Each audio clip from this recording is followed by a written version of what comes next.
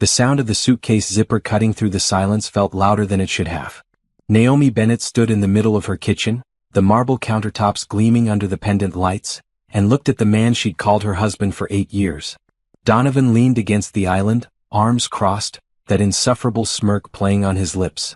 He wore a gray suit that probably cost more than most people's monthly rent, his watch catching the light every time he moved his wrist. Everything about him screamed money, power, control. "So you're really doing this?" he asked, his tone dripping with amusement. "You're really going to walk out?" Naomi's hands were steady as she placed her house keys on the counter. The metal clinked against the marble, a sound of finality. "Yes." He laughed. Actually laughed. "Go ahead, leave. I give you a week without me. Maybe less. Where are you going to go, Naomi? What are you going to do? You haven't worked in years. You've been living off my money in my house, driving my cars." She said nothing, just pulled her phone from her purse and checked the time. 11:47 p.m. In 13 minutes it would be a new day. A new beginning. "You think you can make it out there alone?" Donovan continued, pushing off the counter and walking toward her. "You think anyone is going to hire a woman who hasn't practiced law in 8 years? You think you can afford an apartment in this city on your own?" Naomi looked at him, then really looked at him. She'd once thought he was handsome. Now she saw the cruelty in his eyes, the arrogance in his stance. She saw the man who'd been sleeping with Simone Clark from his accounting department for the past 3 years. The man who'd taken her out to expensive dinners while Naomi waited at home. The man who'd given her jewelry that Naomi had helped pay for through her own family inheritance. "I'll manage," she said quietly. "You'll manage." He mimicked her tone, then shook his head. "You'll come crawling back. They always do. Women like you're not built for the real world. You're built for this." He gestured around the kitchen, at the custom cabinets, the professional-grade appliances, the chandelier in the dining room visible through the doorway. Naomi picked up her suitcase. She'd packed light. One bag with clothes, toiletries, important documents. Everything else, all the designer clothes and expensive shoes and jewelry he'd bought her, she was leaving behind. She didn't want any of it. "Goodbye, Donovan. You'll be back by the weekend," he called after her as she walked toward the front door. "I'm not changing the locks because I know you'll need to come home soon." She paused at the door, her hand on the knob, and looked back at him one last time. He stood in the hallway, so confident, so sure of himself. He had no idea what was coming. "Don't wait up," she said, and walked out into the night.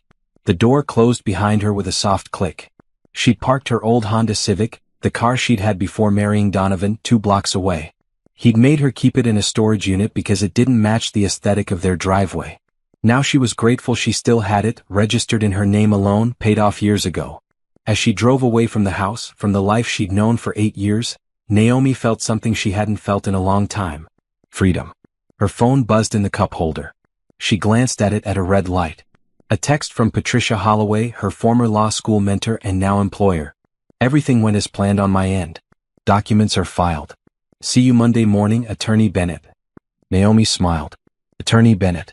She'd earned that title 3 months ago when she passed the bar exam. Donovan had no idea. He'd been too busy with Simone to notice his wife was quietly rebuilding her life. She drove to a small apartment in a neighborhood Donovan would never step foot in. It wasn't much, just a 1-bedroom with hardwood floors and a tiny kitchen, but it was hers. She'd signed the lease 2 months ago, furnished it with thrift store finds and items from discount stores. She'd been slowly moving her personal items, her books, her grandmother's quilt, her mother's photos. It was 12:23 a.m. when she finally settled into her new bed. She set her alarm for 6 a.m. She had a big day ahead. Meanwhile, across the city, Donovan poured himself a scotch and sat in his home office. He checked his phone, scrolled through emails, sent a text to Simone asking if she was still awake. She didn't respond. She'd been distant lately, less enthusiastic about their secret meetings. He figured she was just being cautious since his wife was acting strangely. He thought about Naomi walking out. She'd be back. They always came back. He'd seen it with his business partner's wife, with his brother's girlfriend. Women got upset, they left, they realized they couldn't survive without the lifestyle, and they came back. Usually within days. He went to bed at 2 a.m., not worried about anything. His phone started ringing at 6:15 a.m. Donovan groaned and reached for it, expecting it to be Naomi, ready to apologize and come home. Instead, the screen showed Richard Sterling, the owner of Sterling Enterprises, the parent company of Donovan's division. "Hello." Donovan's voice was rough with sleep. Donovan, I just got off the phone with Continental Bank. What the hell is going on? Richard's voice was tight with anger. What? What are you talking about? They're calling in the loan for the Riverside project. They say the guarantees are no longer valid.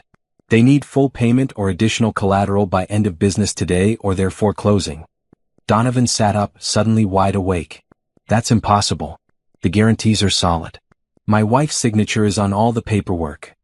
Your wife's signature was on the paperwork. Apparently, she filed legal documents 3 months ago revoking all guarantees. The bank just processed them yesterday. They sent notice to your business email, which I'm guessing you didn't check over the weekend. Donovan's hand started to shake. She can't do that. She did. And that's not all. Gregory Walsh just called me. He's pulling his investment. Something about fraudulent financial statements. Donovan, he's talking about suing. He invested $2 million based on documents that showed your wife as a guarantor and co-owner of assets. If those guarantees are void, if she never actually agreed to be listed as a guarantor. The phone slipped from Donovan's hand. He scrambled to pick it up. I need you in the office at 8. We need to figure out what the hell is going on. Richard hung up. Donovan's phone immediately rang again. Continental Bank. Then Harbor Financial. Then another investor. Then Simone's father, Gregory Walsh, his voice shaking with fury. You lying son of a... Gregory's voice was nearly a shout. I invested in your company because you showed me financial statements listing significant assets and guarantees from your wife. I just found out those guarantees are void. You committed fraud. I'm calling my lawyer. Gregory, wait, I can explain? You have until noon to return my $2 million, or I'm filing a lawsuit and a criminal complaint. Do you understand me? My daughter's been seeing you, and this is how you repay my trust. The line went dead. Donovan sat on the edge of his bed, his phone buzzing constantly with calls and texts and emails. He opened his email app with shaking hands and saw dozens of messages from banks, investors, business partners. All sent between midnight and 6 a.m. All of them demanding payment. All of them citing revoked guarantees. All of them threatening legal action. He tried calling Naomi. Her phone went straight to voicemail. He tried texting. No response. He called Simone. She answered on the 5th ring, her voice sleepy and annoyed. What? Simone, I need to see you. Something's happened. Donovan, it's 6:30 in the morning. Please. It's important. She sighed. My father just called me. He's furious about something with your business. He told me to stop seeing you immediately. What did you do? I didn't do anything. My wife, Simone, I need your help. Donovan, I can't see you anymore. My father is threatening to cut me off if I keep seeing you. He says you're a fraud. I'm sorry. She hung up. Donovan sat alone in his bedroom in the house he could no longer afford, watching his phone explode with the destruction of everything he'd built.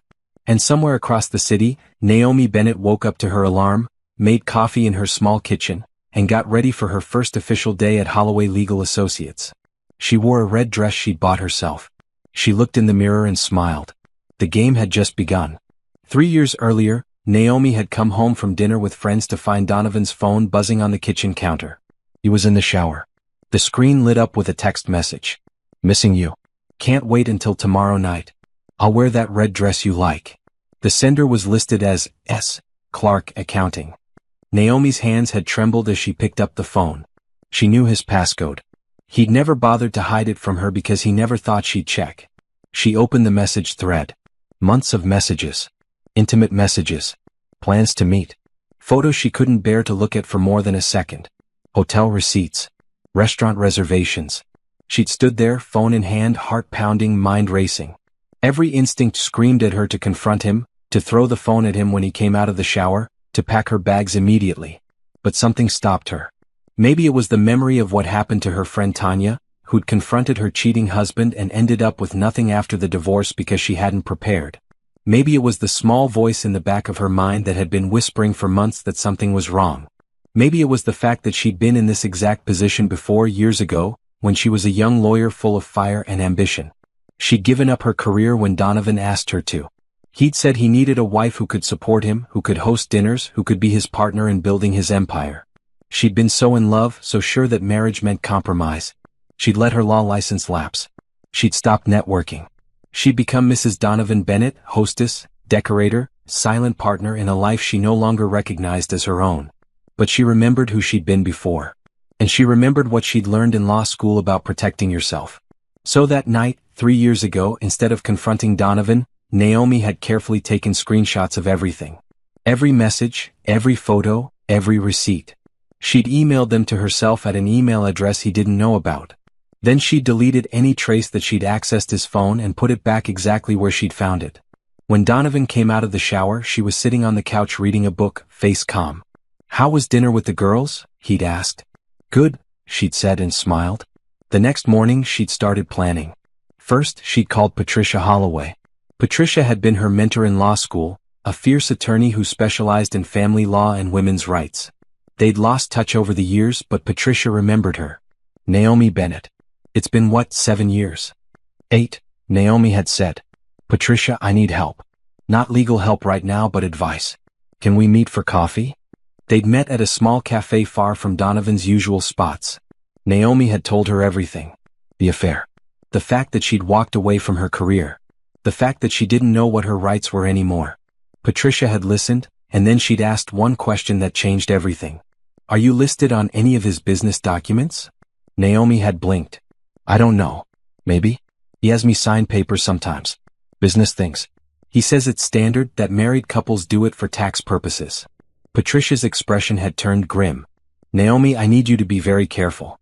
Don't confront him yet. First, we need to find out exactly what you've signed. Because if he's been listing you as a guarantor or co-signer on business deals without your full knowledge, you could be liable for his debts. But that also means you have leverage."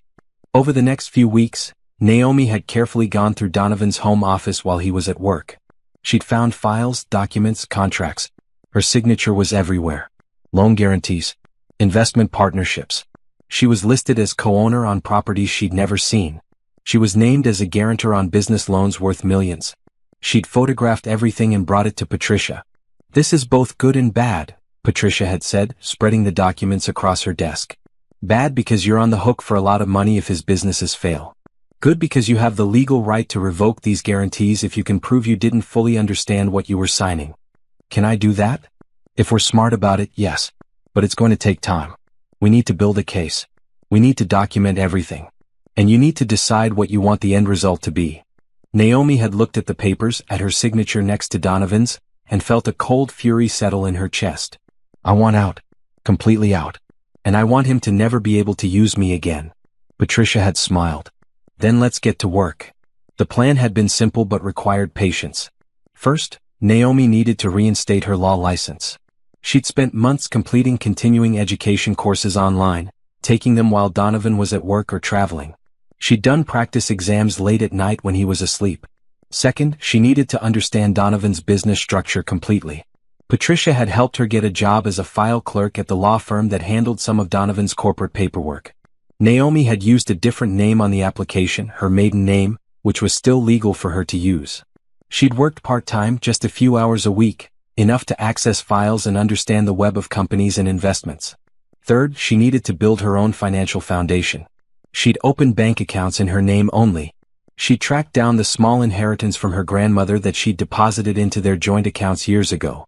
She'd carefully documented that it was her separate property. Fourth, she needed to document the affair thoroughly. She'd continued to monitor Donovan's messages when she could. She'd hired a private investigator, paying with her secret money, who'd photographed Donovan and Simone together dozens of times. And finally, she needed to legally protect herself from his business dealings. Patricia had helped her file the paperwork to revoke her guarantees. But they'd done it carefully, strategically. The documents were filed but not processed immediately. They'd requested delayed processing through a legal loophole Patricia knew about. The papers would sit in a queue for exactly 3 months, then suddenly process all at once. It had taken 3 years of planning. 3 years of pretending everything was fine. 3 years of letting Donovan think he had all the power.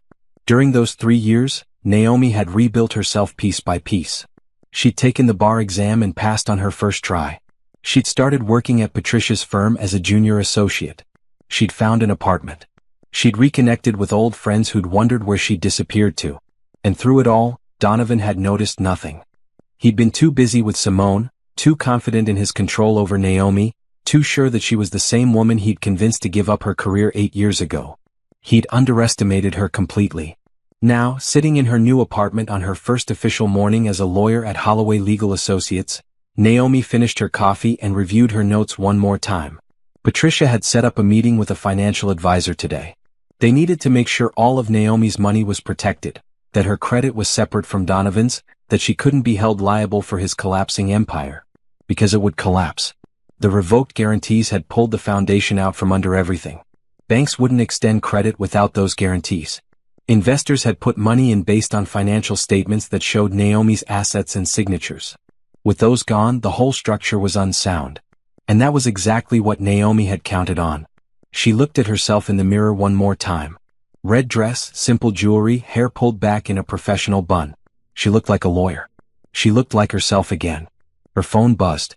A text from Patricia. Ready for your first day? Coffee is brewing. We have a lot to discuss. Naomi smiled and headed out the door, leaving her old life behind with every step. The law offices of Holloway Legal Associates occupied the third floor of a brick building in downtown. It wasn't fancy, not like the glass towers where Donovan's company was housed, but it was real. The waiting room had comfortable chairs and plants that someone actually watered. The conference room had a long wooden table that had seen countless negotiations. The lawyers here actually cared about their clients. Naomi arrived at 7:45 a.m., 15 minutes early. Patricia was already there, as she always was, sitting in her office with a mug of coffee and a stack of files. Good morning, Attorney Bennett. Patricia looked up and smiled. How does it feel? Terrifying and perfect at the same time, Naomi admitted, sitting down in the chair across from Patricia's desk. Patricia laughed. That's exactly how it should feel. Now let's talk about what happens next. Donovan is going to realize what you've done if he hasn't already. He's going to try to contact you. He's going to try to manipulate you into fixing this for him. I won't. I know you won't. But I need you to be prepared for how ugly this might get. He's going to lose a lot of money. Some of that is his own fault for over-leveraging his business. But the guarantees you revoked? Those are going to be the final blow. He's going to be angry. Naomi thought about the smirk on his face last night, the way he'd laughed at her. Good. Patricia studied her for a moment, then nodded. All right. Let's make sure you're completely protected. I've set up a meeting with Carmen Torres this afternoon. She's a financial advisor who specializes in helping women separate their finances from their spouses. She's going to review everything and make sure there's no way Donovan can come after you. Thank you. Don't thank me yet. We have a lot of work to do. For now, I'm assigning you to help with the Morrison case. Wife of 20 years, husband cheated and tried to hide assets. Sound familiar? Naomi smiled grimly. Very.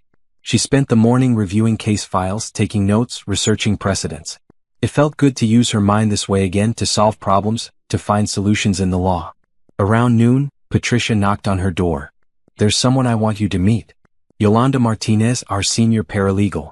Yolanda, this is Naomi Bennett, our newest associate. A woman in her early 30s with dark curly hair and a friendly smile stepped into the office. Nice to meet you. Patricia says you're going to be working on women's cases? That's the plan, Naomi said. Good. We need more lawyers who actually care. Come on, I'll show you around properly and introduce you to everyone. Over lunch in the break room, Naomi met the rest of the team. There were 3 other lawyers, 2 paralegals, and a receptionist named Helen who'd worked there for 15 years and knew everything about everyone. So you're the one Patricia's been mentoring, Helen said, pouring herself more coffee. She talks about you a lot. Says you're going to do great things. I hope so, Naomi said. You will, Yolanda added. Patricia doesn't invest time in people unless she sees something special. Trust me, I've been here 5 years. I know. That afternoon, Naomi met with Carmen Torres in one of the conference rooms. Carmen was in her 40s, sharply dressed in a green suit, with an air of competence that immediately put Naomi at ease. So, Carmen said, spreading papers across the table, let's see what we're working with. Patricia sent me the preliminary information. You've done a good job protecting yourself so far. But we need to make sure everything is airtight. They spent 2 hours going through every financial document. Bank accounts, credit cards, the inheritance from her grandmother, her car title, her new apartment lease. Carmen made notes and asked questions. The good news is that you've kept good records. The inheritance is clearly documented as separate property. Your car is in your name only, paid off. Your new bank accounts have never had any contributions from Donovan. Your apartment lease is solely yours. All of this is excellent. And the bad news? The bad news is that Donovan is going to try to claim that you sabotaged his business. He might try to sue you. He might try to claim that you owe him something. We need to be prepared for that. Can he do that? Can he sue me for revoking guarantees on loans I never should have been listed on in the first place? Carmen smiled. He can try. But Patricia and I have reviewed all the documents. You have a strong case that you signed those guarantees without fully understanding the legal and financial implications. There's a legal principle called lack of informed consent. Basically, if someone tricks you into signing something or doesn't fully explain what you're signing, those signatures can be challenged. So I'm protected? You're as protected as we can make you. But Naomi, I want to be honest with you. This is going to be a fight. Donovan had money and connections. He's going to hire lawyers. It's going to be stressful. Naomi thought about the last 3 years, about every night she'd pretended not to know about Simone, about every time she'd smiled and played the perfect wife while planning her escape. I'm ready, she said. Carmen reached across the table and squeezed her hand. I believe you are. And you're not alone in this. Patricia and me, the whole team here, we've got your back. After Carmen left, Naomi sat in the conference room for a few minutes, looking out the window at the city. Somewhere out there, Donovan was scrambling, trying to save his business, trying to figure out what had happened. She wondered if he'd figured it out yet, if he'd realized that his quiet, compliant wife had been playing chess while he was playing checkers. Her phone buzzed. An unknown number. She debated answering, then did. Naomi, thank God. It was Donovan's mother, Eleanor. Sweetheart, Donovan is beside himself. He says you left him. He says something's wrong with the business. What's going on? Naomi kept her voice calm and professional. Eleanor, I've left Donovan. That's all you need to know. But why? You two seem so happy. Is this about that girl from his office? Because men make mistakes, Naomi. They stray sometimes. It doesn't mean anything. You just have to be patient and...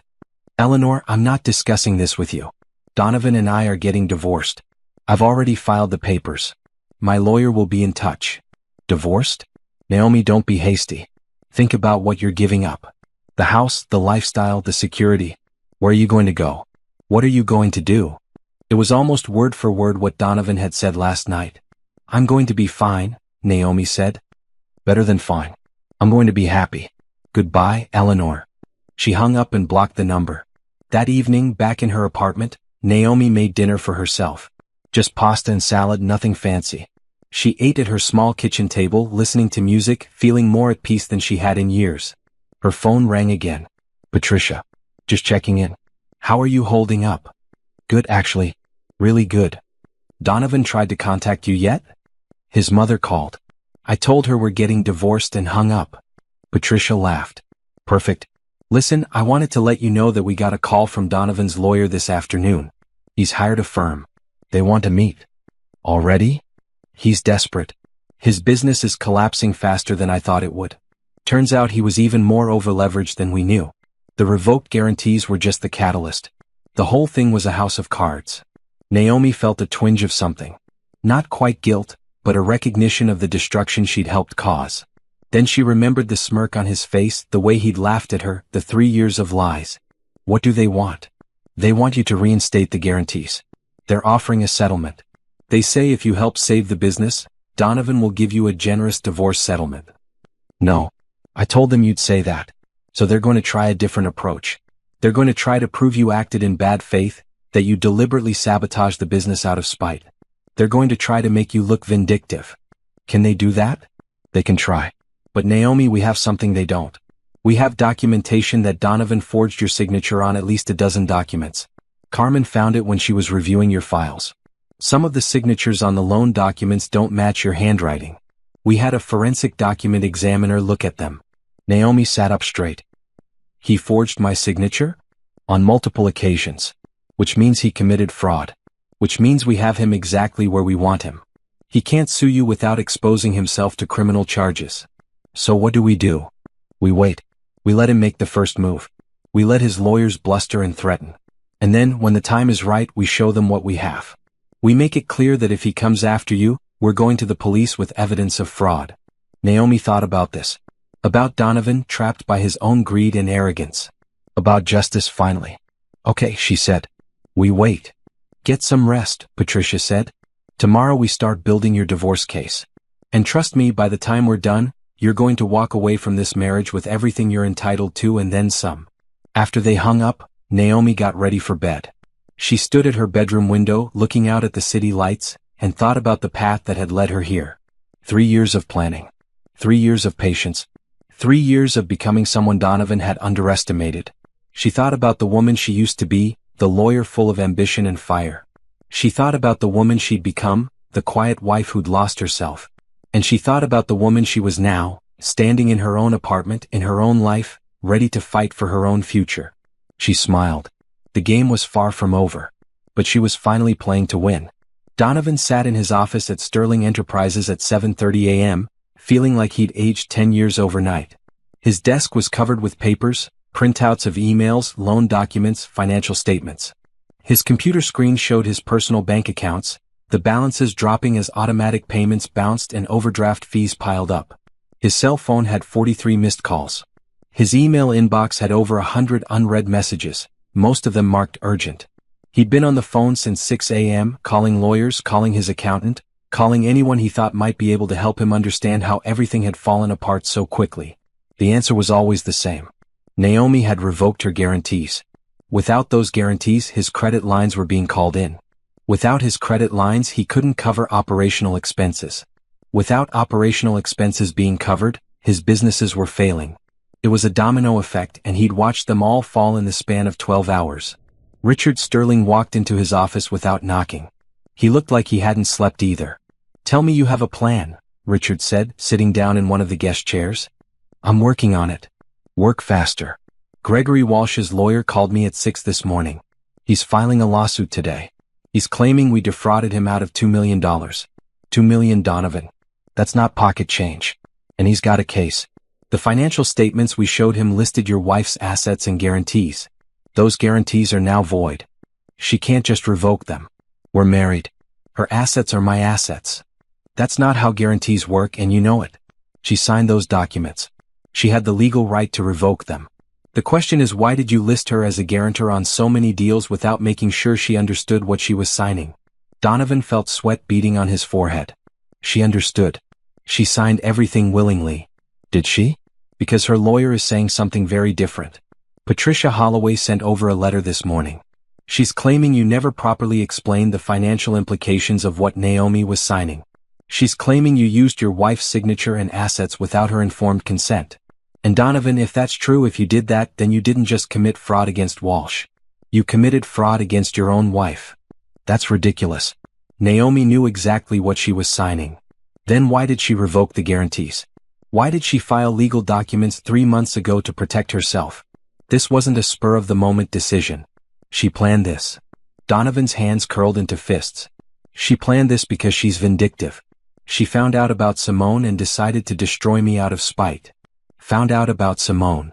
Richard's voice went flat. You were having an affair with an employee? Gregory Walsh's daughter? Donovan realized his mistake too late. Please tell me you weren't stupid enough to have an affair with a major investor's daughter while using your wife's assets to secure that investor's money. It wasn't like that. What was it like then? Explain to me how this situation could possibly be worse than it appears. Donovan couldn't. He sat there, silent, while Richard stared at him with barely contained fury. I'm suspending you, Richard finally said. Effective immediately. Paid suspension while we investigate the financial irregularities. You're to clear out your desk and leave the building by end of day. You're not to contact any clients, any employees, or any investors. Do you understand? You can't do that. I can, and I am. This company is facing a massive lawsuit because of your decisions. I need to protect our interests. And right now you're a liability. Richard stood and walked to the door, then paused. For what it's worth, I actually liked you. I thought you had potential. But you got greedy. You took shortcuts. And you underestimated your wife. That's on you. After Richard left, Donovan sat alone in his office. Suspended. Facing lawsuits. Watching his business collapse. He tried calling Naomi again. Still straight to voicemail. He tried texting Simone. No response. He called his accountant, Thomas Reed, who'd been with him for 5 years. I need you to find a way out of this, Donovan said when Thomas answered. There is no way out. Your wife revoked guarantees on 17 different loan agreements. Those loans total almost $8 million. Without the guarantees, the banks are calling them in. You don't have $8 million in liquid assets. You're going to have to declare bankruptcy. There has to be another option. There isn't. I'm sorry, Donovan, but this is over. You need to start thinking about damage control. Get a good lawyer. Try to negotiate payment plans with the banks. But your business empire? It's done. Donovan hung up and stared at the wall. How had this happened? How had his quiet, obedient wife managed to destroy everything he'd built? His office phone rang. He ignored it. His cell phone rang. Gregory Walsh. He answered. Where's my money? Gregory's voice was ice cold. I'm working on it. You're working on it? Do you have any idea what you've done? Do you have any idea how much damage you've caused? My daughter was seeing you. She was sneaking around with you while you were using my investment money to fund your lifestyle with your wife. And now I find out you're broke. You can't pay me back. And your wife, who I thought was a partner in all this, had nothing to do with it. She was a victim too. Gregory, please just give me some time. Time? I gave you time. I gave you money. I gave you trust. And you betrayed all of it. I'm filing the lawsuit this afternoon. And I'm telling Simone everything. How you lied to her. How you used her to get to my money. How you're a fraud. Don't. Please don't tell Simone. Why shouldn't I? She deserves to know what kind of man she's been seeing. Because Donovan couldn't think of a single reason. That's what I thought. Lose my number, Donovan. And get yourself a good lawyer. You're going to need one. The line went dead. Donovan sat there for a long moment, then pulled out his laptop and started searching for bankruptcy attorneys. His phone buzzed with a text. Unknown number. This is Simone. My father told me everything. Don't ever contact me again. Another text came through immediately after. A screenshot. It was from a gossip website for their industry. The headline read, Sterling Enterprises executive suspended amid financial scandal and affair allegations. Someone had leaked the story. By tomorrow everyone would know. Donovan closed his laptop and put his head in his hands. Everything he'd built, everything he'd worked for, gone in less than 24 hours. And Naomi, quiet, submissive Naomi, had done this. He felt rage building in his chest, hot and choking. She tricked him. She planned this for months, maybe years. She'd smiled and played the good wife while plotting his destruction. He grabbed his phone and tried her number one more time. This time, instead of going to voicemail, someone answered. Holloway Legal Associates, how may I help you? I need to speak to Naomi Bennett. I'm sorry, Mrs. Bennett is not available. May I take a message? This is her husband. Tell her I need to speak with her immediately. I'm sorry, sir, but Mrs. Bennett has left instructions that she's not to be contacted by you. All communication needs to go through her attorney, Patricia Holloway. Would you like me to transfer you to Mrs. Holloway's office? No, Donovan struggled to control his voice. Just tell Naomi to call me. Please. I'll pass along the message. Is there anything else I can help you with today?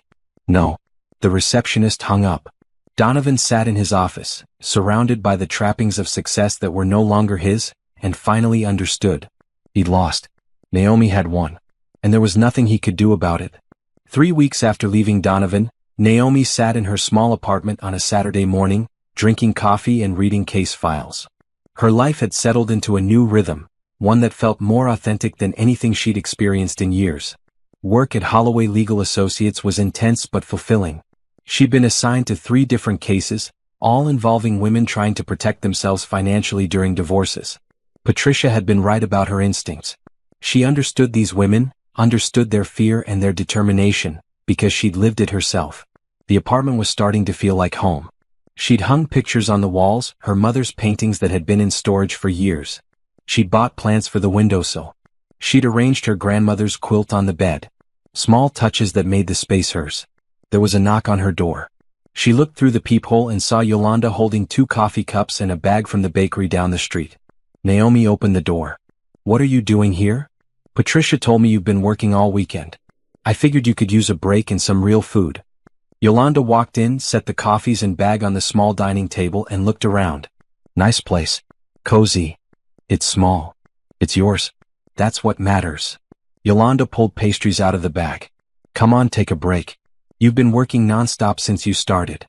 They sat at the table eating and talking. Yolanda told her about her family, her 2 kids, her husband who taught high school. She told stories about other lawyers at the firm, about cases that had gone hilariously wrong, about Patricia's legendary stubbornness. She doesn't give up on anything, Yolanda said. Once she decides to help someone, that's it. You're part of the family. She's like that with all her clients, but especially with her lawyers. She sees it as mentoring the next generation. She saved my life, Naomi said quietly. I don't know where I'd be without her. You'd be somewhere good because you're strong. But yeah, Patricia has a way of bringing out the best in people. Yolanda studied her for a moment. So how are you really doing? Not the professional answer. The real answer. Naomi thought about it. I'm okay. Some days are harder than others. Some days I second-guess everything. But mostly, I feel free. I feel like I can breathe again. And Donovan? Any contact. He tries. His lawyer sends letters. His mother calls from different numbers. He even showed up at the office once, but Helen turned him away. Naomi took a sip of coffee. Patricia says he's scrambling. The business is in bankruptcy. He's facing multiple lawsuits. He's essentially broke. Good. He deserves it. Sometimes I feel guilty about that. About how much damage I caused. Stop. You didn't cause anything. He caused it by being a lying, cheating fraud. You just protected yourself. There's a difference. They finished their breakfast and Yolanda helped Naomi wash the dishes. You should come out with us sometime, Yolanda said. Me, Carmen, a few other women from the firm. We do happy hour every other Friday. Nothing crazy, just drinks and conversation. You might like it. I don't know if I'm ready for socializing. It's not socializing. It's friends. You need friends, Naomi. You've been so focused on surviving and working that you haven't let yourself just live. Come to happy hour next Friday. If you hate it, you never have to come again. Naomi smiled. Okay. One happy hour. Perfect. I'll text you the details. After Yolanda left, Naomi looked around her apartment. Friends? When was the last time she'd had real friends? Donovan had slowly isolated her over the years, criticizing the women she'd been close to in law school, making it difficult for her to maintain relationships. She'd let it happen, too focused on being the perfect wife to notice she was losing herself. That afternoon, she decided to do something she'd been thinking about for weeks. She went to the community center downtown and asked about volunteer opportunities. They directed her to the women's shelter on the 4th floor. The shelter coordinator, a woman named Ruth, gave her a tour. The space was clean but worn, with donated furniture and handmade decorations. There were private rooms for women and children, a common kitchen, a play area for kids. We always need volunteers, Ruth said. Especially people with legal backgrounds. A lot of our women are trying to escape dangerous situations. They need help understanding their rights, filing protective orders, navigating the court system. I can do that, Naomi said. I'd like to help. She started volunteering every Wednesday evening, offering free legal consultations to women in the shelter. She met survivors of abuse, women who'd fled with nothing, mothers trying to protect their children. She listened to their stories and helped them understand their options. It was hard work, emotionally draining, but it gave her purpose. She was using her skills to make a real difference. One Wednesday evening, she met a woman named Lauren who'd left her husband 2 days earlier. Lauren sat across from her in the small consultation room, hands shaking as she held a cup of tea. I don't know what to do, Lauren said. He controlled everything. The money, the house, the car. I don't have anything. I grabbed my daughter and ran. Naomi took notes, asked questions, and created a plan. She explained how to file for emergency custody, how to access emergency funds, how to protect herself legally. You're going to be okay, Naomi said when they finished. It doesn't feel like it now, but you will. You're already stronger than you think you are. You left. That's the hardest part. Lauren's eyes filled with tears. How do you know? Because I left too. Different circumstances, but the same fear. The same feeling of starting over with nothing. And I'm okay. Better than okay. After Lauren left, Ruth came into the consultation room. You're good at this, Ruth said. The women trust you. I know what they're going through. I can tell. Listen, we have a support group that meets every Thursday night. Women who've left abusive or controlling relationships, working on rebuilding their lives. We could use someone to facilitate it. Would you be interested? Naomi thought about her schedule. She was already working full-time and volunteering on Wednesdays. But something about this felt right. Yes, she said. I'll do it. The support group became one of the most important parts of her week. Sitting in a circle with 8 other women, sharing stories, offering encouragement, celebrating small victories. One woman got her own apartment. Another got a job. Another finished her GED. And Naomi shared her own story about Donovan and the affair and the 3 years of planning. The women listened, asked questions, found hope in her journey. "You gave up everything and started over," one woman said. "That takes courage." "So are you," Naomi replied. "Every single one of you is starting over. That's courage too." A month after leaving Donovan, Naomi went to her first happy hour with Yolanda and Carmen. They met at a restaurant with a patio, ordered appetizers and wine, and talked about everything except work. Carmen talked about her teenage daughter's drama. Yolanda talked about her husband's terrible cooking. They asked Naomi about her life, not about her divorce or her past, but about her present. What did she like to do? What made her happy? Naomi realized she didn't know how to answer. She'd spent so many years being Mrs. Bennett that she'd forgotten who Naomi was. "I used to dance," she said slowly. "Salsa. I loved it in college. I haven't done it in years." "So start again," Carmen said. "There's a salsa club that meets every Tuesday night. My daughter went there for a while. They teach beginners. I'm not sure I remember how. Then you'll learn again. Come on, Naomi. You left your husband, rebuilt your career, and started a new life. You can handle a dance class." The next Tuesday, Naomi went to the salsa club. She was rusty and awkward at first, but the instructor was patient and the other students were friendly. By the end of the night, she was laughing, remembering the joy of movement and music. She kept going back every Tuesday. It became part of her routine. Work, volunteering, support group, salsa class. Building a life that was hers. One evening, as she was leaving the dance studio, her phone rang. "Patricia. We have a court date," Patricia said. "The divorce hearing. 4 weeks from now. Donovan's lawyer is pushing for a quick resolution." "What does he want?"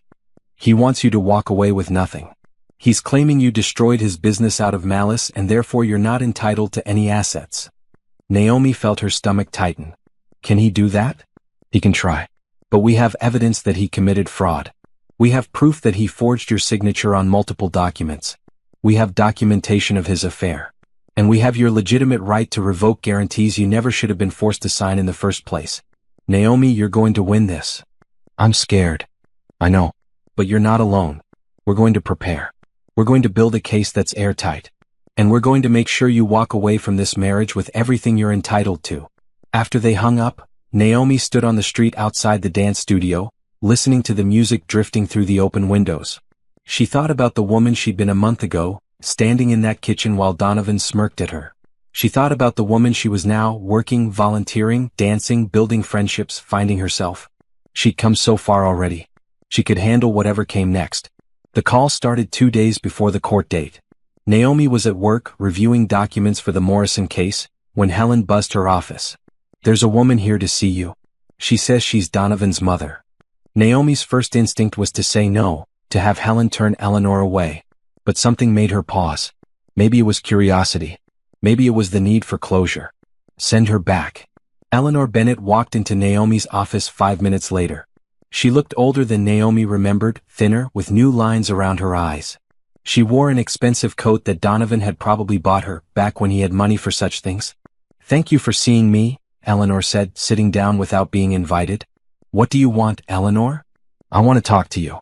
Woman to woman. Mother to daughter-in-law." Eleanor's hands twisted in her lap.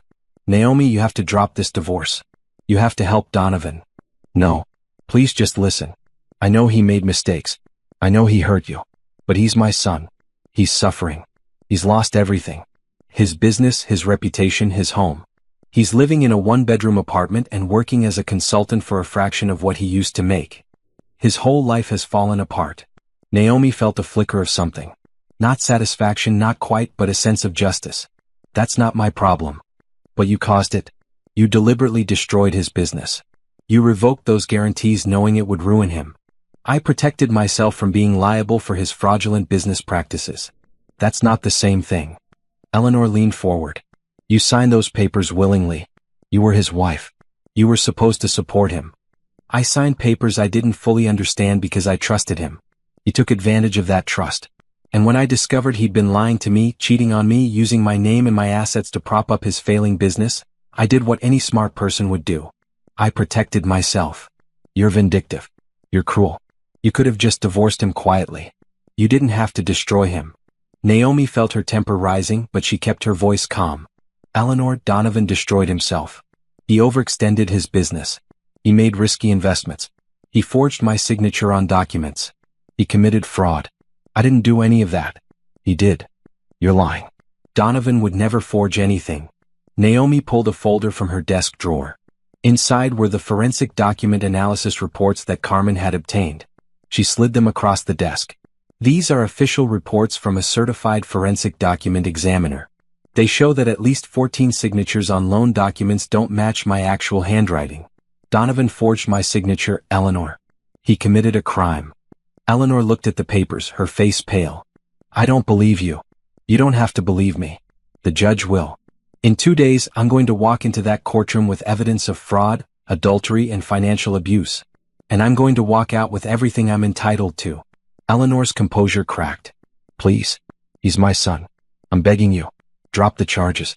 Drop the divorce. Come back to him. He's learned his lesson. He'll be better. No. What can I do? What do you want? Money? I don't have much, but I can give you what I have. Just please help him. I don't want your money. I don't want anything from you or from Donovan. I want to move on with my life. And that's exactly what I'm going to do. Eleanor stood up, her hands shaking. You're going to regret this. You're going to end up alone with no one, and you're going to wish you'd been more forgiving. I'd rather be alone than trapped in a marriage with a man who doesn't respect me. Goodbye, Eleanor. After Eleanor left, Naomi sat at her desk, hands trembling slightly. That had been harder than she'd expected. Despite everything, Eleanor was still Donovan's mother, still someone who'd once been kind to her. But kindness didn't excuse what Donovan had done. And it didn't obligate Naomi to sacrifice herself to save him. Patricia appeared in her doorway.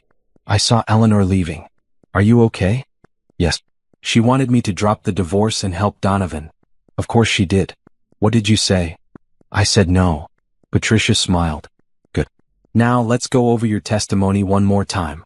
I want you to be completely prepared for Thursday. They spent the next 2 hours rehearsing.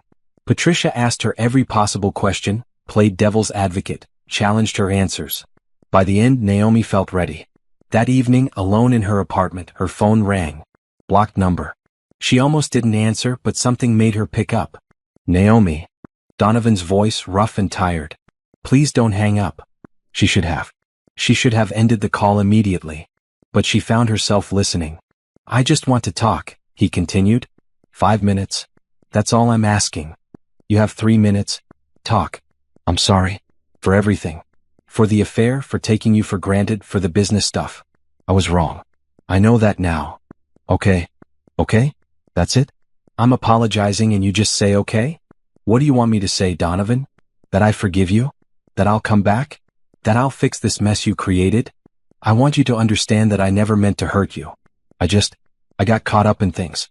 The business, the pressure, the stress. Simone was a mistake. A stupid, meaningless mistake. A 3-year mistake. Fine. A 3-year mistake. But it's over. She's gone. I ended it. I want to work things out with you. Naomi laughed, the sound bitter. You didn't end it, Donovan. Her father ended it when he found out you defrauded him. And you don't want to work things out. You want me to reinstate those loan guarantees and save your business. Silence. That's what this is really about, isn't it? Naomi continued. You don't love me. You probably never did. You just need me to fix your problems. That's not true. It is true. You called me because the court date is in 2 days and you're desperate. You think if you apologize and act sorry, I'll magically make everything better. But I won't. I can't. And even if I could, I wouldn't. Please. I'm begging you.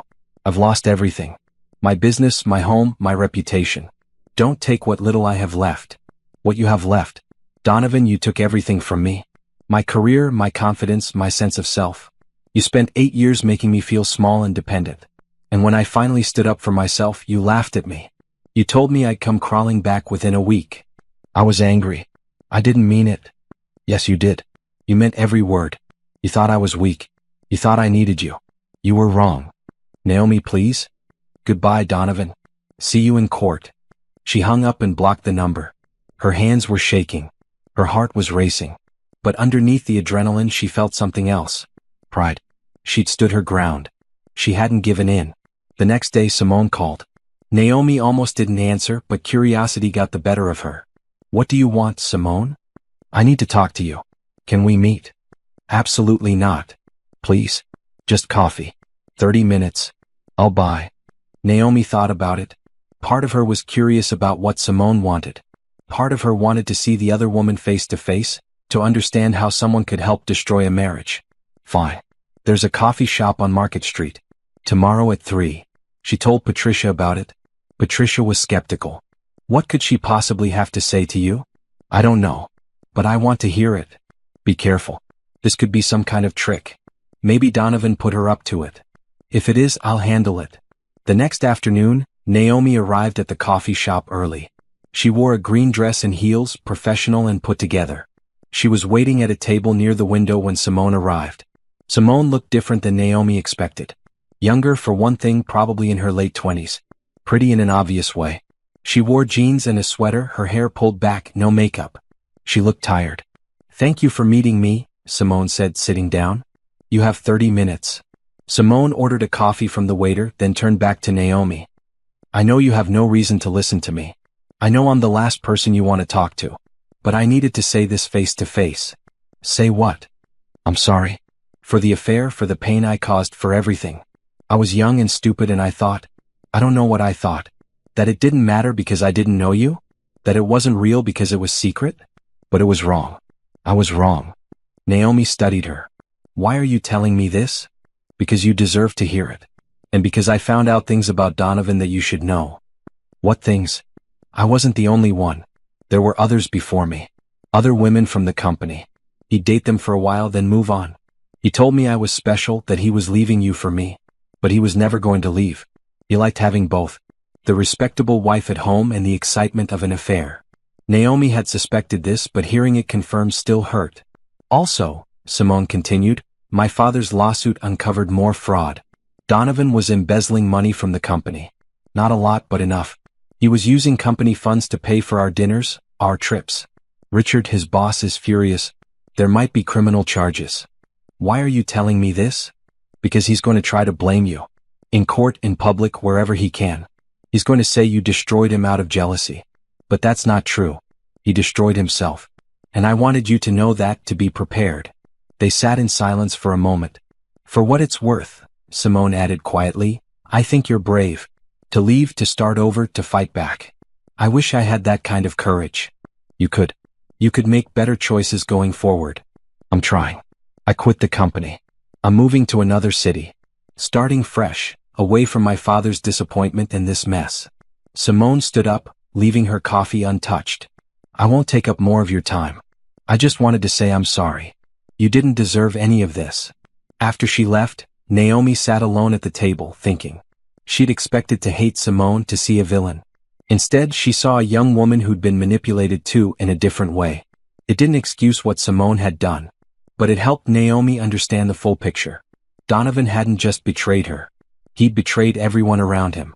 And tomorrow in court, that truth would come out.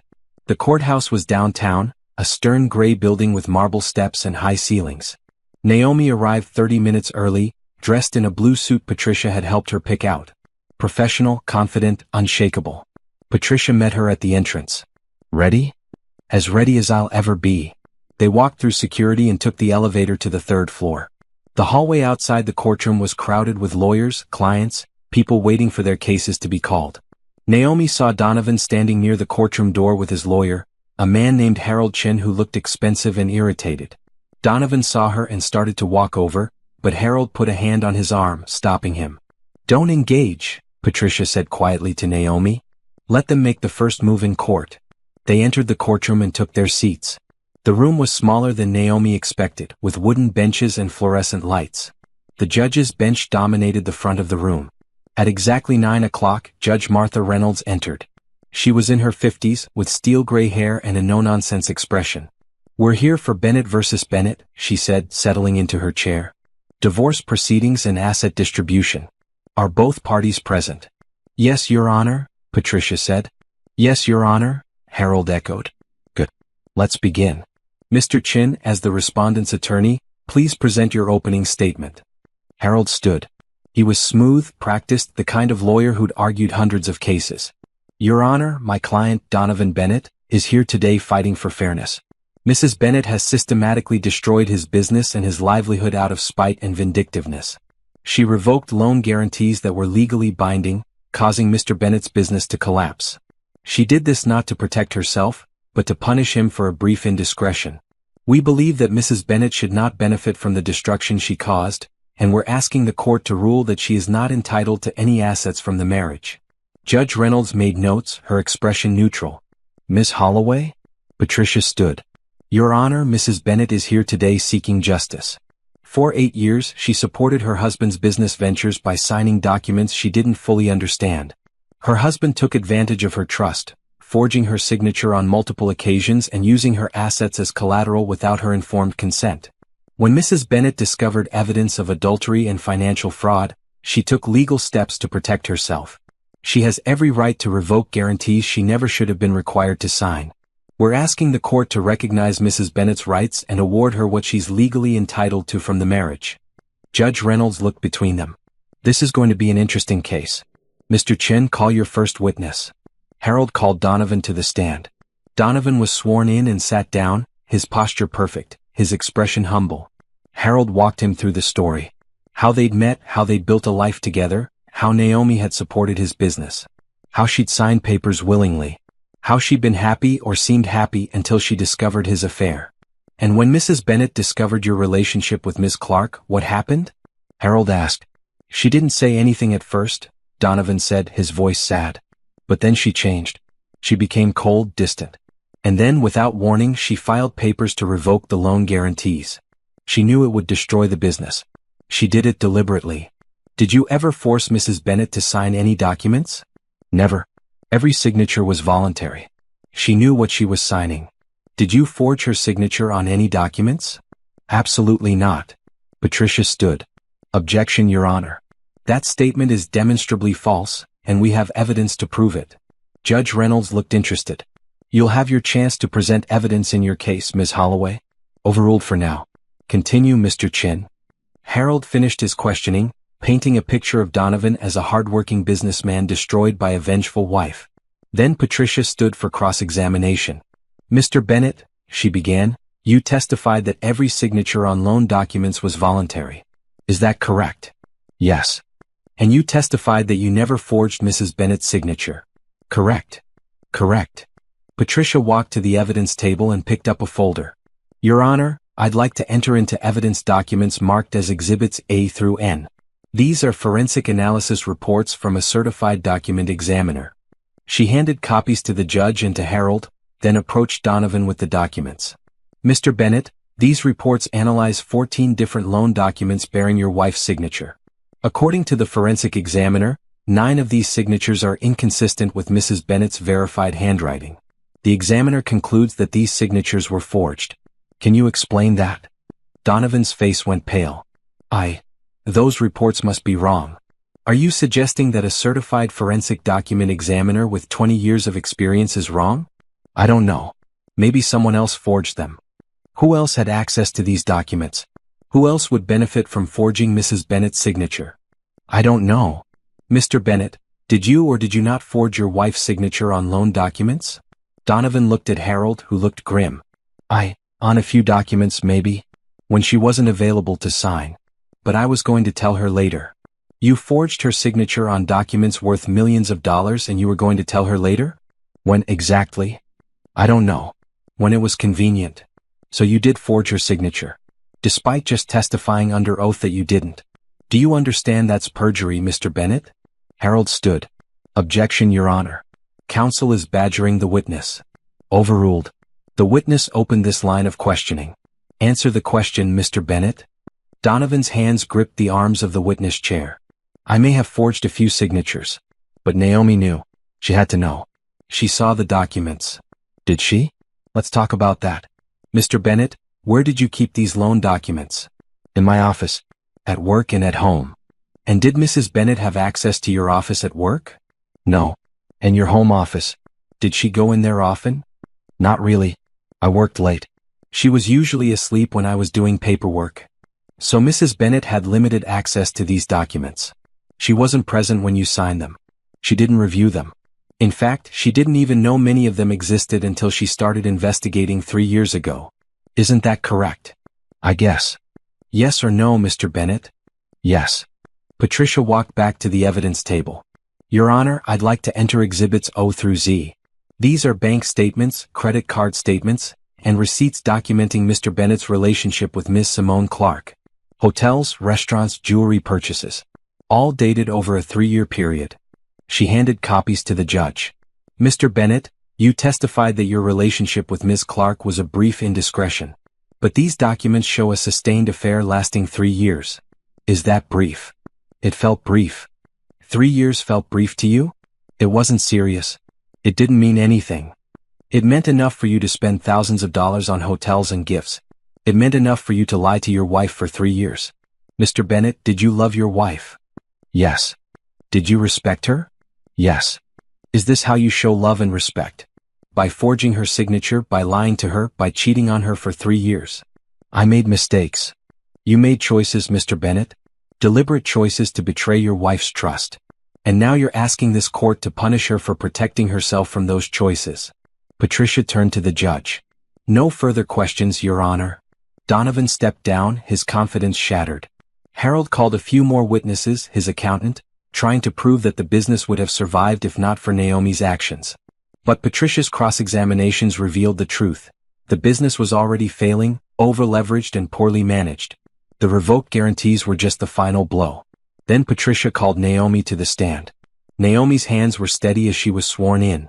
She'd practiced this moment with Patricia dozens of times. She knew what to say. Patricia asked her about the marriage, about discovering the affair, about the decision to file for divorce. Mrs. Bennett, when you discovered evidence of adultery, why didn't you confront your husband immediately? Because I was scared. I'd given up my career to support his. I didn't have money of my own. I didn't know what my rights were. I needed time to figure out how to protect myself. So you spent 3 years planning? Yes. I reinstated my law license. I got a job. I hired a lawyer. I learned about the documents I'd signed. And when I discovered that my signature had been forged on multiple occasions, I filed legal papers to protect myself from being held liable for fraudulent loans. Did you revoke those guarantees to punish your husband? No. I revoked them to protect myself from financial ruin. If those loans defaulted and my name was on them, I could have been sued. I could have lost everything. I did what any reasonable person would do. Harold cross-examined her, trying to make her look vindictive. But Naomi stayed calm, answered every question honestly, and never lost her composure. Finally, after 3 hours of testimony and evidence, Judge Reynolds called for closing arguments. Harold argued that Naomi was spiteful, that she destroyed the business deliberately, that she should get nothing. Patricia argued that Naomi was a victim of fraud and manipulation, that she'd taken legal steps to protect herself, that she deserved what was rightfully hers. Judge Reynolds listened to both sides, then sat back in her chair. I'm going to make a ruling today, she said. This is a clear case of fraud, manipulation, and betrayal of trust. Mr. Bennett forged his wife's signature on legal documents. He lied to her for years. He used her assets to prop up a failing business without her knowledge or consent. Mrs. Bennett had every right to revoke those guarantees. She had every right to protect herself. She looked at Donovan. Mr. Bennett, you brought this situation on yourself through your own poor choices. You're fortunate that Mrs. Bennett isn't pressing criminal charges for the forgery. She looked at Naomi. Mrs. Bennett, you handled this situation with intelligence and grace. You protected yourself legally and appropriately. Judge Reynolds shuffled her papers. I'm granting the divorce. Mrs. Bennett is entitled to her separate property, including the inheritance from her grandmother and any assets she brought into the marriage. She is not liable for any of Mr. Bennett's business debts. Furthermore, I'm awarding Mrs. Bennett restitution for identity theft and fraud in the amount of $50,000. Mr. Bennett, you'll have 6 months to pay this amount. Donovan's face went white. Court is adjourned. Outside the courtroom, Patricia hugged Naomi. You did it.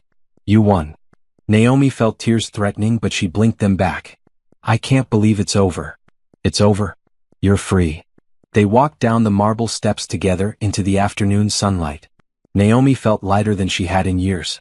She was free. She'd won. And her new life was just beginning. The $50,000 restitution hit Donovan harder than Naomi expected. She heard through Patricia that he tried to appeal the ruling, but no lawyer would take his case. The evidence of fraud was too strong.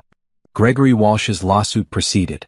Richard Sterling's company cut ties with Donovan completely, firing him and pursuing their own legal action for embezzlement. One by one, the dominoes continued to fall. Naomi tried not to pay attention to his downward spiral. She had her own life to build. 2 weeks after the divorce was finalized, she received a check for $50,000. She stared at it for a long time, thinking about what it represented. Not just money but justice. Recognition that she'd been wronged. Validation that she'd made the right choice. She deposited half of it into savings. The other half she used to pay off her car, cover first and last month's rent on a bigger apartment, and donate to the women's shelter where she volunteered. "You don't have to donate this much," Ruth said when Naomi handed her the check. "This is your money. You earned it. I want to help other women who are in situations like I was." Ruth hugged her. "This will help so many people. Thank you." At work, Patricia called her into her office one afternoon. "I have a proposition for you." "What kind of proposition?" "I'm getting older. I'm thinking about the future of this firm. I want someone who shares my values, who understands what we're trying to do here." "Naomi, how would you feel about becoming a junior partner?" Naomi blinked. "A partner? I've only been here a few months. And in those few months, you've won 3 cases, brought in 2 new clients, and become an invaluable member of this team. You're brilliant, you're compassionate, and you understand our clients because you've lived their experiences. I want you to have a stake in this firm. I want to know that when I eventually retire, this place will be in good hands." "I don't know what to say." "Say yes." Naomi thought about it. A partnership meant stability, opportunity, a voice in how the firm was run. It meant commitment, but the kind of commitment that felt right. "Yes," she said. "Absolutely yes." Patricia smiled. "Good. We'll work out the details, but I want you to know that I'm proud of you. Of who you've become." That evening, Naomi met Yolanda and Carmen for dinner to celebrate. They went to a restaurant with a patio, ordered wine and pasta, and talked late into the night. "Junior partner already?" Carmen said, raising her glass. "I knew you were going places. It doesn't feel real yet." "It's real. You earned it. You've worked incredibly hard." Yolanda leaned forward. "So now that your life is coming together professionally, what about personally? Are you dating? Meeting people?" Naomi laughed. "No. I'm focused on work and rebuilding my life. I'm not ready for dating." "That's fair. Take your time. But eventually you should put yourself out there. Not because you need someone, but because you deserve happiness." "I'm happy. Happier than I've been in years." "We know. But there's different kinds of happiness. Just saying, when you're ready, we know some nice people." "I'll keep that in mind." They changed the subject, talking about everything and nothing. Movies they wanted to see, books they were reading, plans for the summer. Normal conversation, the kind Naomi hadn't realized she'd been missing. When she got home that night, her phone showed a missed call from an unknown number and a voicemail. She almost deleted it without listening, but curiosity won. "Naomi, it's Simone. I know we're not friends and we probably never will be, but I wanted to let you know something. Donovan got arrested yesterday. Apparently, the investigation into his business practices turned up more fraud than anyone realized. He's being charged with multiple felonies. I thought you should know. Anyway, take care of yourself." Naomi sat on her couch, processing this information. Arrested. Criminal charges. Everything he'd built, everything he'd fought for was gone. She waited for satisfaction, for vindication, for some sense of victory. Instead, she felt nothing. Donovan's fate didn't matter to her anymore. He was a chapter of her life that was closed. His choices, his consequences had nothing to do with her. She deleted the voicemail and went to bed. A month later, Naomi moved into a new apartment. 2 bedrooms, bright and sunny, in a neighborhood full of young families and coffee shops. She'd found it through a client who was moving out of state. Carmen helped her move, along with Yolanda and Yolanda's husband, Jorge. They carried boxes, assembled furniture, and hung pictures. By the end of the day, the place looked like a home. "This is perfect," Carmen said, standing in the living room. "It's so you." "It is, isn't it?" Naomi looked around at the bright colors, the plants by the windows, the bookshelf full of law texts and novels.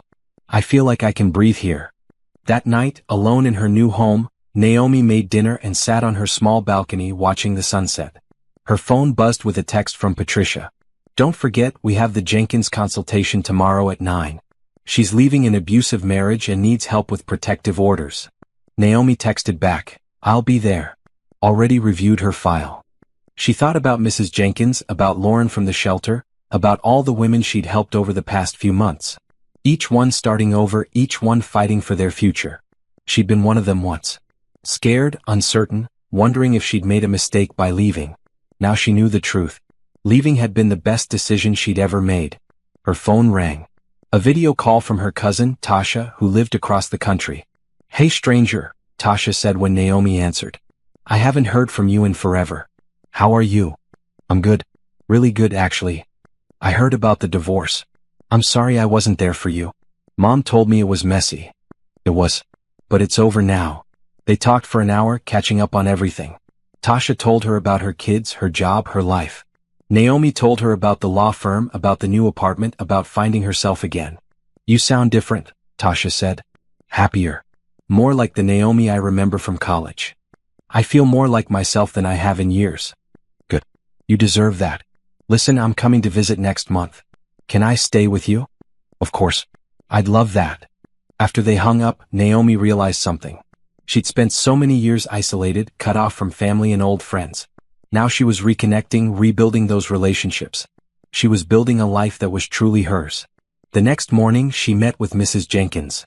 The woman was in her 40s, with bruises on her arms that she tried to hide with long sleeves. She had 2 children, ages 8 and 11. "I'm scared," Mrs. Jenkins said. "He's threatened me.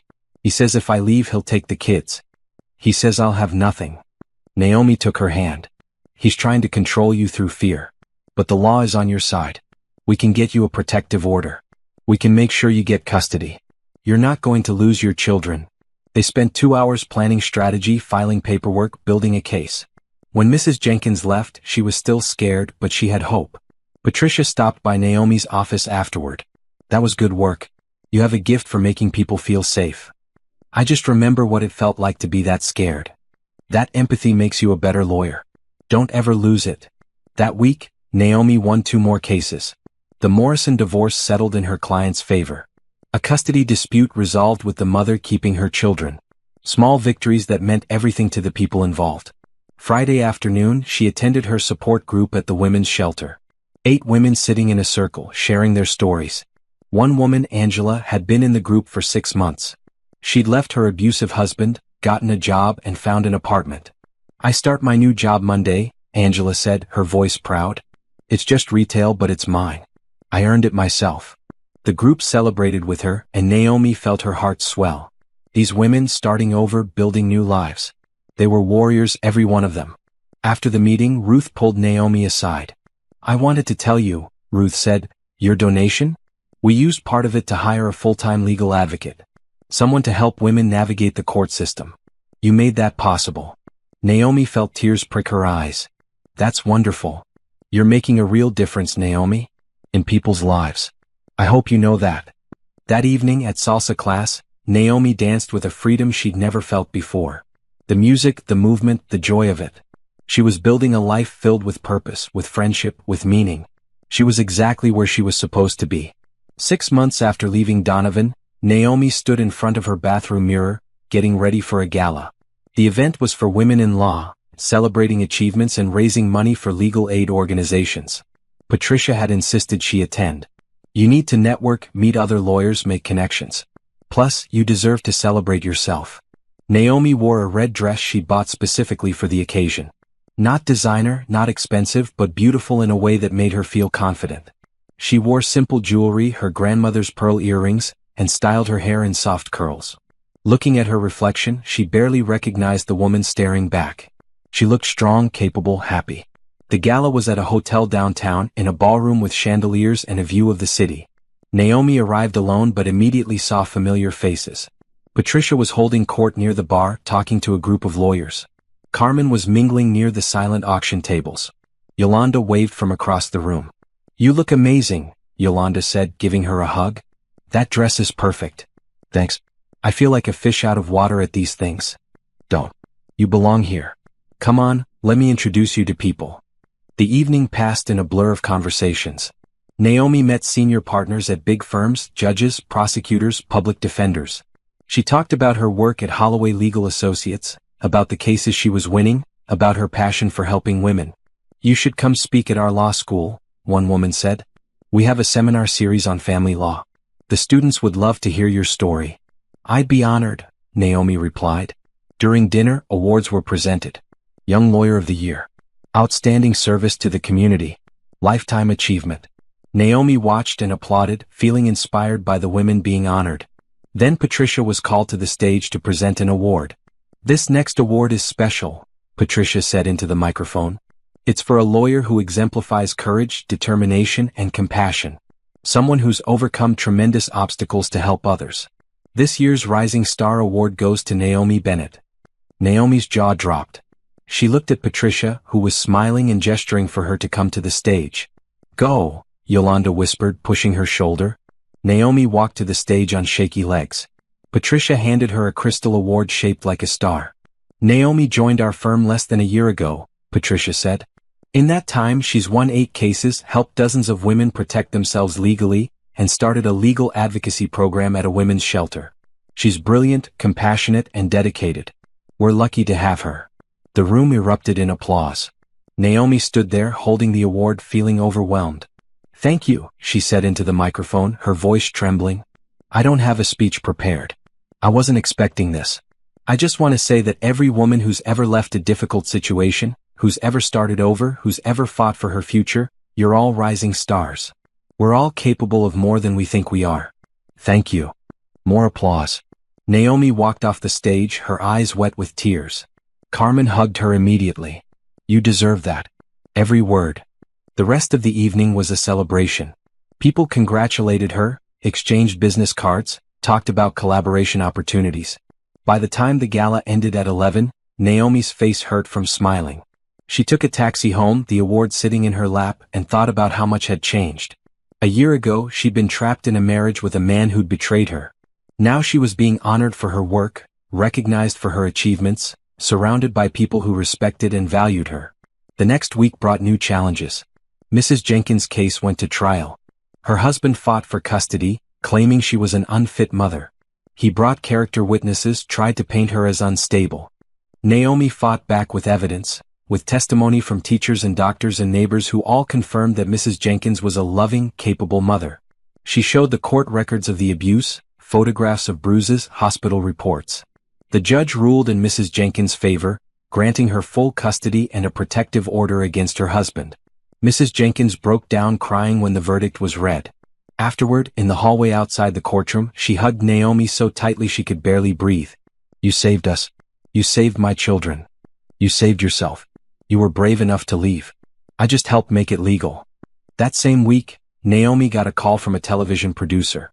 They were doing a documentary about women rebuilding their lives after difficult divorces, and they wanted to interview her. I don't know if I'm comfortable with that, Naomi told Patricia. It's your choice. But think about how many women might see that documentary and find hope.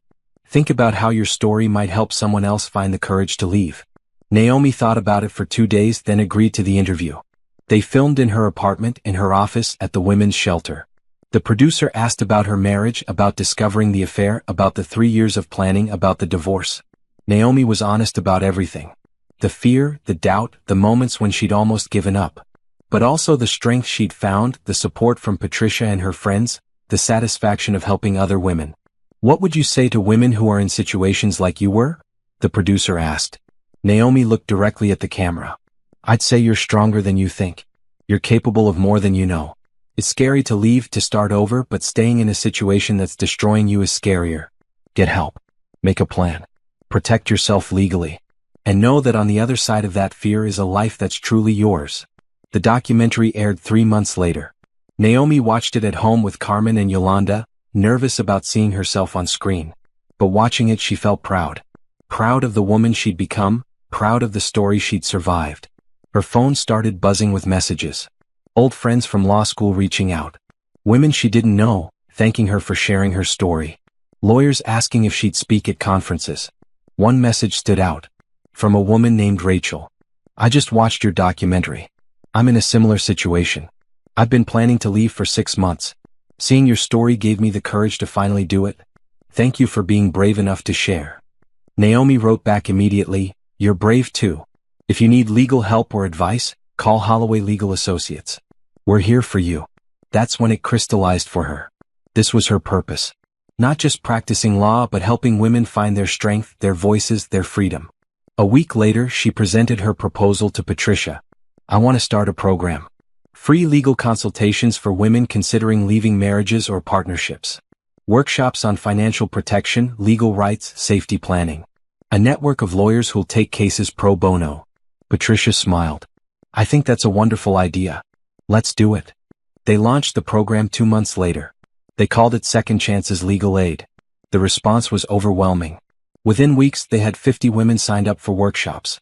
15 lawyers volunteered their time. They partnered with shelters, therapy practices, financial advisors. Naomi found herself busier than ever, but it was meaningful work. Every woman she helped felt like a victory not just for them but for herself too. One evening, she was locking up the office after a late workshop when her phone rang. Unknown number. Hello. Is this attorney Naomi Bennett? Yes. My name is Sharon Mitchell. I'm a producer for a morning talk show. We'd love to have you as a guest to discuss Second Chances Legal Aid and your work helping women leave difficult marriages. Naomi leaned against her car, surprised. A morning talk show? Yes. National audience. Millions of viewers. We think your story could help a lot of people. Naomi thought about it. More exposure meant more women finding help. It meant more awareness of the issues. It meant making a bigger difference. Okay, she said. I'll do it. The morning of the show, Naomi wore a green dress and her grandmother's earrings. She sat in the makeup chair trying not to be nervous.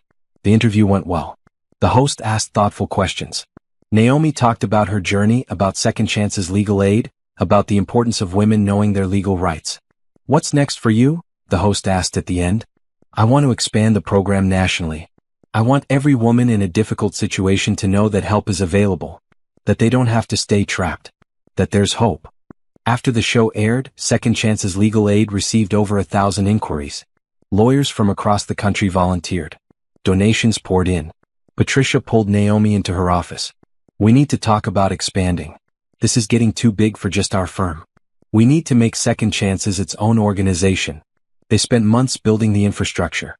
Incorporating as a nonprofit, applying for grants, hiring staff, creating training programs for volunteer lawyers. A year after leaving Donovan, Naomi stood in a new office, the headquarters of Second Chances Legal Aid. She looked at the logo on the wall, at the staff working at their desks, at the files of women they were helping. She'd come so far from that night in the kitchen when Donovan had smirked at her. She'd built something real, something meaningful, something that would help thousands of women find their own second chances. And she'd done it by trusting herself, by being patient, by believing that she deserved better. Her phone buzzed. A text from Tasha. I'm so proud of you, cousin. Mom showed me the article about second chances in the paper. You're changing lives. Naomi smiled. She was exactly where she was supposed to be. The courthouse steps were crowded with reporters.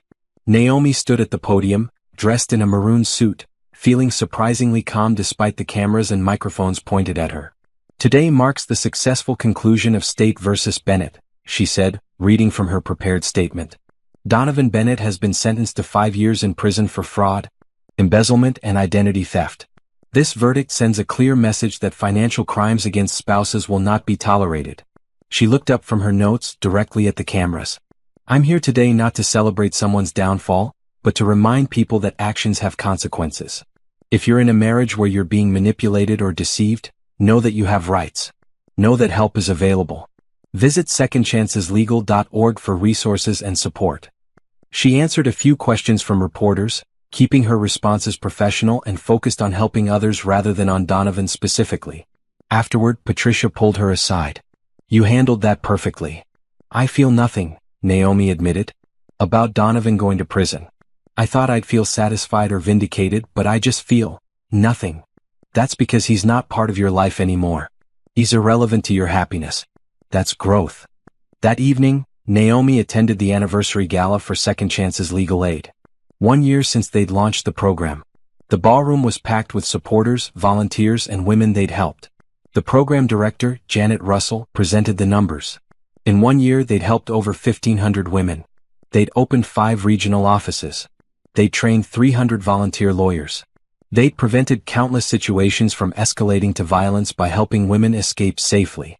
None of this would be possible without our founder, Janet said, gesturing to Naomi. Her vision, her courage, her dedication. Please join me in thanking Naomi Bennett. The room erupted in applause. Naomi stood, waving, feeling overwhelmed by what they'd accomplished together. During dinner, she sat at a table with Carmen, Yolanda, Patricia, and several women from her support group. They laughed, told stories, celebrated how far they'd all come. Angela, who'd been in the support group from the beginning, leaned over. I got promoted last month. I'm managing my department now. I bought a house. A small one, but it's mine. That's amazing, Naomi said, hugging her. You helped make it possible. The support group, the legal help, just knowing I wasn't alone. It changed everything. After dinner, awards were presented to outstanding volunteers. Then Janet called Naomi back to the stage. We have one more presentation tonight. Naomi, could you come up here? Naomi walked to the stage, confused. You started this organization to help women, Janet said. But what you might not know is how much you've helped the volunteers and staff too.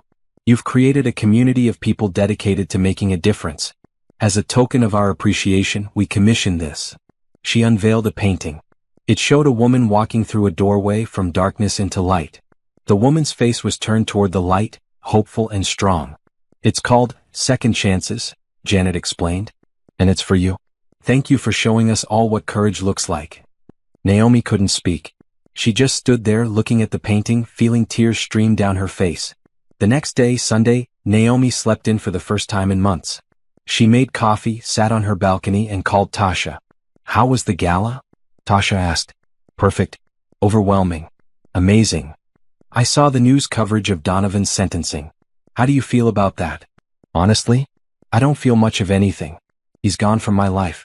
He's paying for his crimes. That's all I need to know. Good. You've moved on. Now, are you ever going to start dating again? It's been a year. Naomi laughed. Everyone keeps asking me that. Carmen introduced me to her brother last month. Nice guy, but I wasn't interested. Why not? Because I'm happy.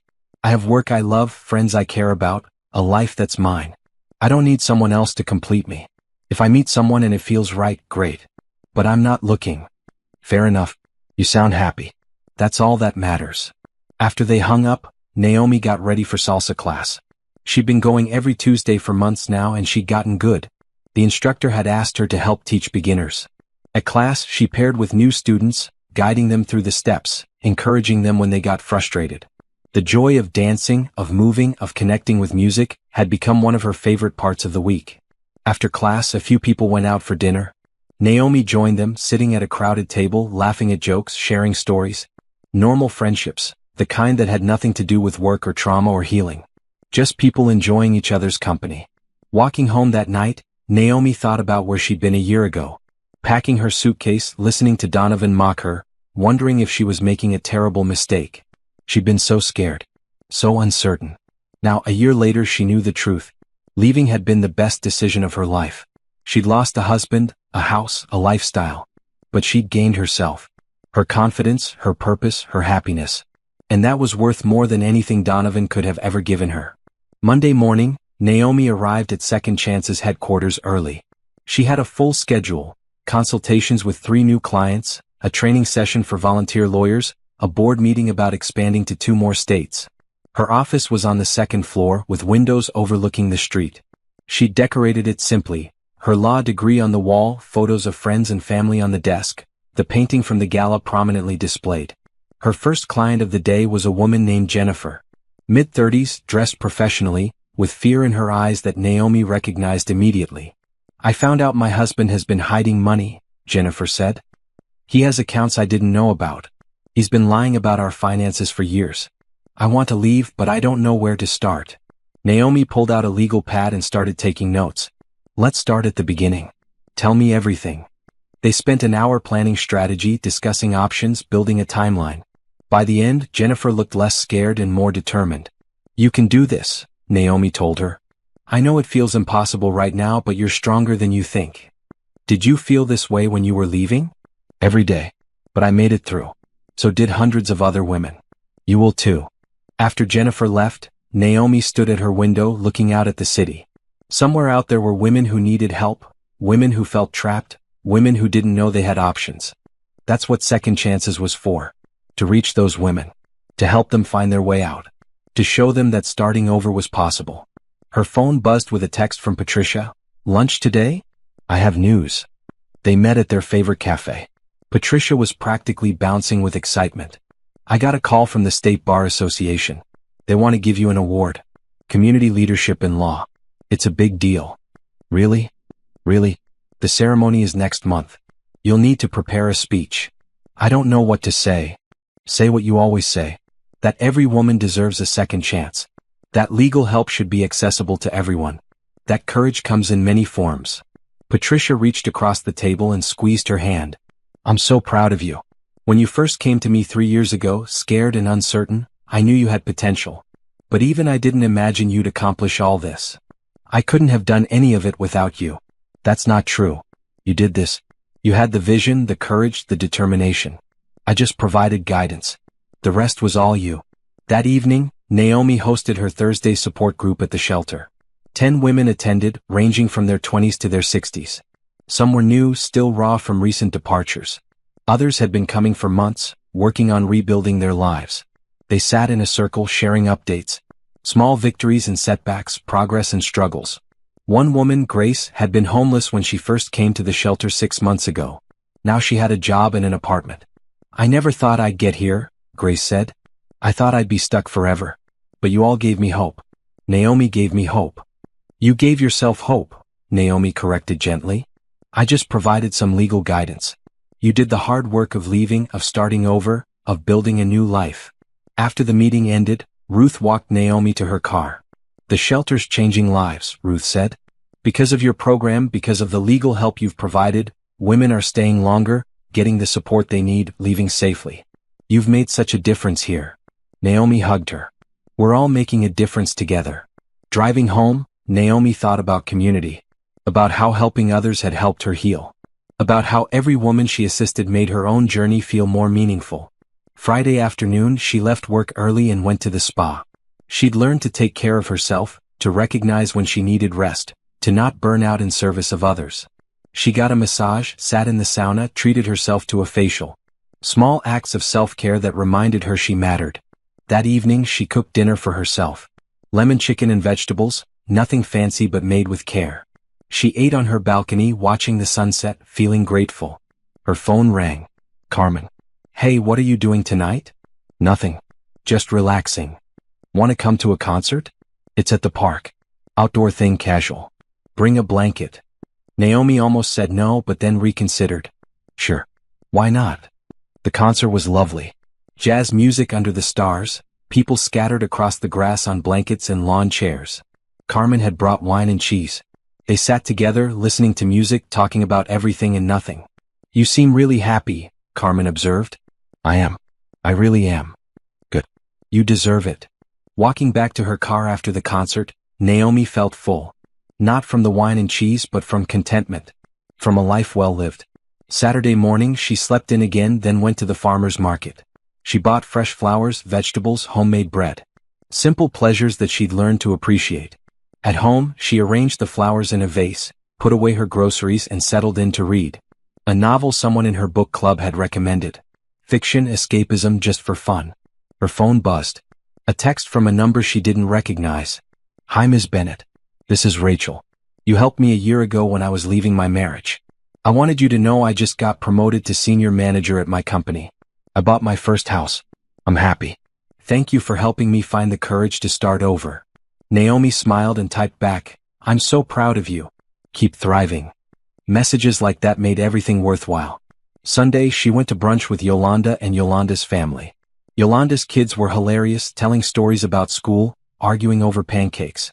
Jorge cooked, and they all sat around the table for hours, just enjoying each other's company. You should come over more often, Yolanda said as Naomi was leaving. The kids love you. We love you. Your family. I'd like that. Driving home, Naomi realized something profound. She built a family. Not through marriage or obligation, but through friendship and choice. Patricia, Carmen, Yolanda, the women from her support group, the volunteers at Second Chances. They were her people. That was more valuable than any marriage had ever been. Monday brought a surprise. A letter in the mail from Simone. Naomi almost didn't open it, but curiosity won out. Dear Naomi, I know this is unexpected. I'm writing because I wanted to update you on my life and to thank you, in a way. I moved across the country after everything happened. I got therapy. I worked on understanding why I'd made such terrible choices. I went back to school and finished my degree. I got a job I actually love, working in nonprofit accounting. I'm not the person I was when I was seeing Donovan. I've grown, changed, learned. Seeing what you accomplished, how you rebuilt your life, inspired me. If you could start over after everything he put you through, I could too. I'm not asking for forgiveness. I don't deserve that. I just wanted you to know that your strength, your resilience, it affected more people than you know. I hope you're happy. You deserve to be. Simone. Naomi read the letter twice, then put it in a drawer. She didn't need to respond. The letter was Simone's closure, not hers. But she appreciated it nonetheless. People could change. People could grow. That was the whole point of second chances. Tuesday evening, after salsa class, Naomi walked through her neighborhood, just enjoying the warm evening. She passed families having dinner, kids playing in yards, couples walking dogs. Normal life. Beautiful in its ordinariness. She thought about Donovan, probably sitting in a prison cell, paying for his crimes. She thought about the life they'd had together, the illusion of happiness that had masked deep dysfunction. She thought about how far she'd come, how much she'd grown, how different her life was now. And she felt no regret. No sadness. No longing for what had been. Just gratitude for what was. She'd taken the worst thing that had ever happened to her and turned it into purpose. She'd transformed pain into power, betrayal into service. She'd saved herself. And in doing so, she'd helped save countless others. That was her revenge. Not destruction or suffering inflicted on Donovan, but success built for herself and others. She'd won by becoming someone better, someone stronger, someone who made a difference. And that was the best victory of all. Walking into her apartment building, Naomi checked her mailbox. Inside was an invitation. The State Bar Association Awards Ceremony. Official. Embossed. Her name in elegant script. She carried it upstairs, set it on her counter, and smiled. 1 year ago, she'd walked out of a mansion with nothing but a suitcase. Now she had everything that mattered. A career she loved. Friends who supported her. A community she'd built. A purpose that fulfilled her. She'd lost a husband but found herself. And that was worth more than all of Donovan's money ever could have been. Naomi poured herself a glass of wine, stood by her window looking out at the city lights, and raised her glass in a silent toast. To second chances. To new beginnings. To the strength it takes to walk away. To the courage it takes to start over. To the wisdom it takes to turn pain into purpose. She'd done it. She'd survived, thrived, and helped others do the same. She was free. She was happy. She was home.